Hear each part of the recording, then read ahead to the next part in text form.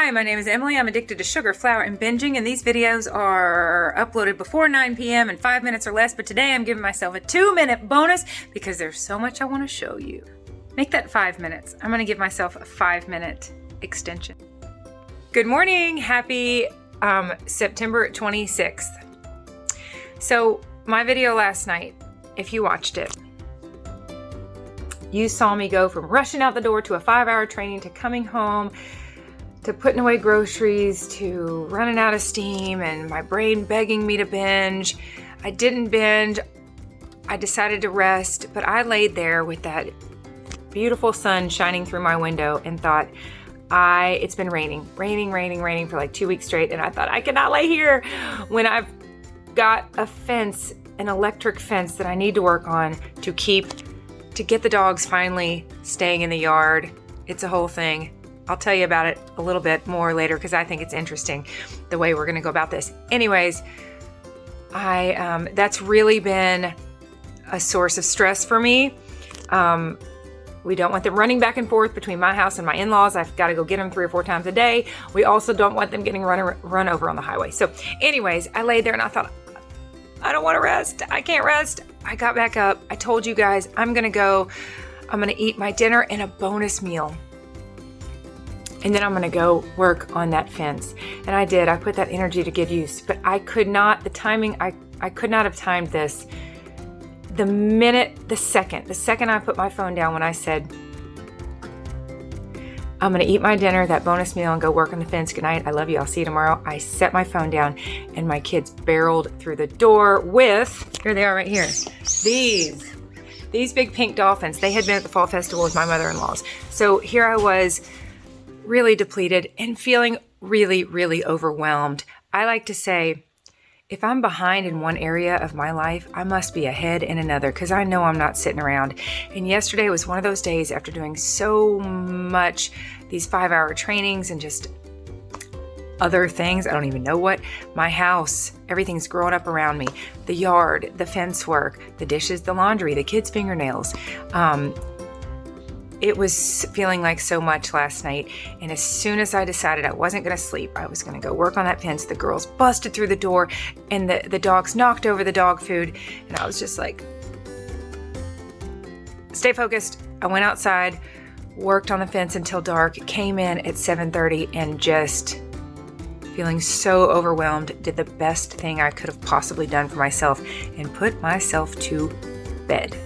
So today is a day of home improvement, and I will show you all the areas that I want to improve my home in, but I will literally, I'm going to focus on the fencing, and I will literally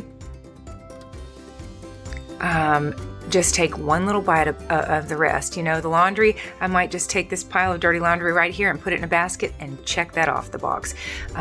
Dishes, I'll just have the girls empty the dishwasher, check that off the box. The cleaning the house, I might just set a timer and work on each room for 3 minutes. Just make 3 minutes. It's not about perfection. It's about direction. And I will get things headed in the right direction today. We did not go to church because my husband's not feeling well, and that honestly feels like a gift to me from God. I hope he feels better soon, and I believe he will.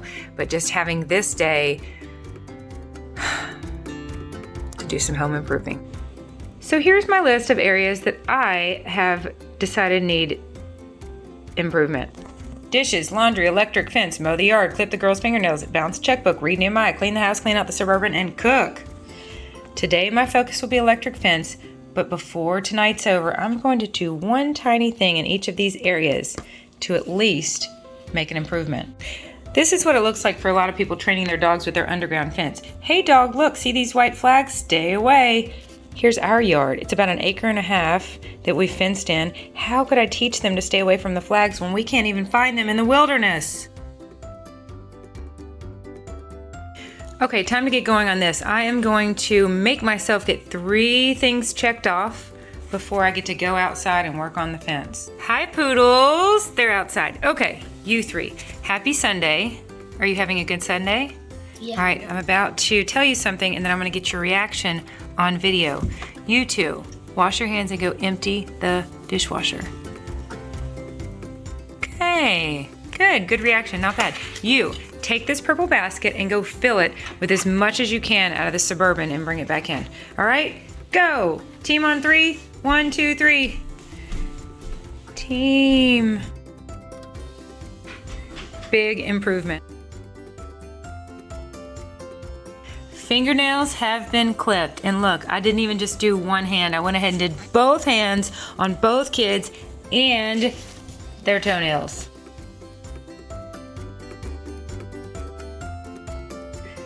Thank you, Mary.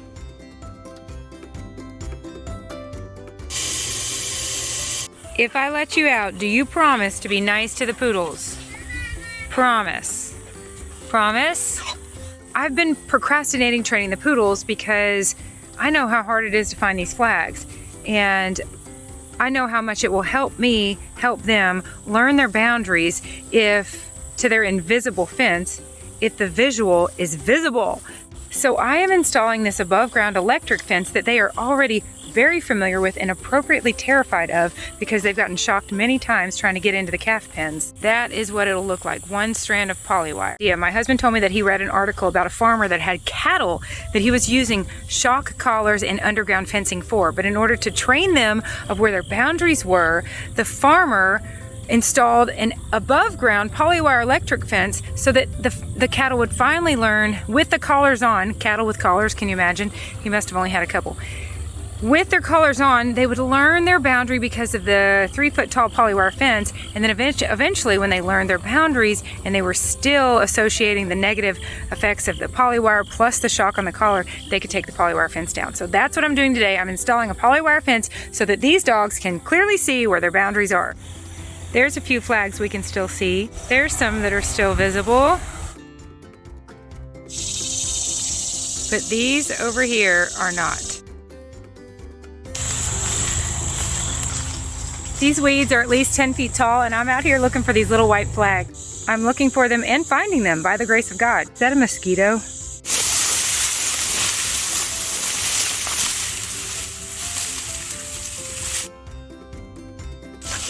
So I can't help but think about all the symbolism here. And Noreen, if you're listening, you'll crack up because you'll know exactly. All this talk about fence and boundaries and all of these white flags. I talk about that so much with my Fright Line Eating journey, and I've talked about this in sermons that I've preached. There's a lot of irony. And there's a paradigm shift that can take place when we start to see our boundaries and parameters as gifts. Ironically, it's within our boundaries that we find true freedom. And I tell people our cattle are not happy because of their freedom.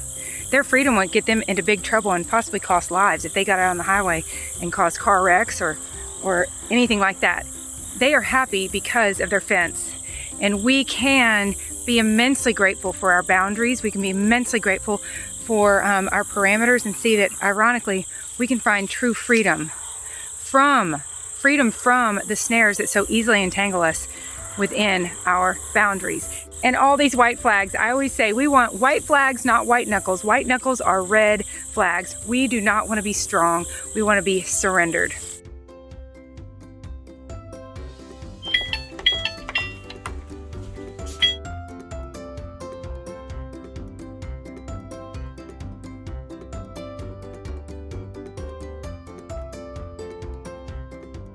For lunch, you saw the banana. Now we're at Captain D's.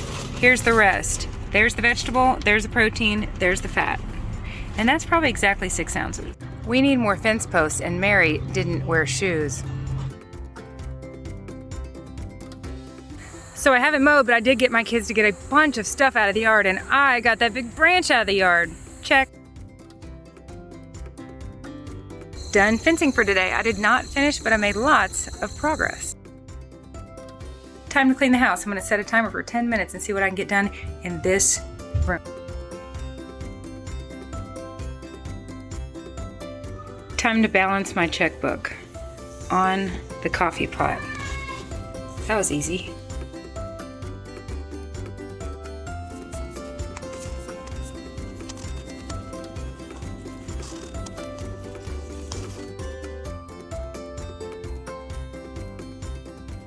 Well, that was fun. Time to find, feed, and bathe some kids. I love you guys. I'll see you tomorrow.